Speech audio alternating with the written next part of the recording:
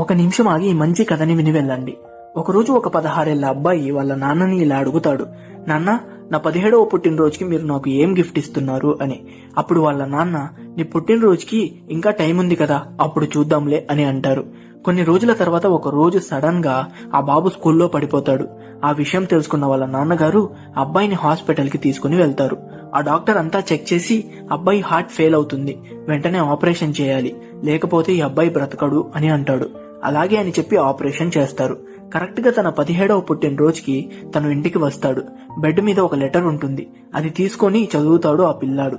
అందులో ఈ విధంగా ఉంటుంది, నువ్వు ఈ లెటర్ చదువుతుంటే నువ్వు మంచిగా ఉన్నావనే.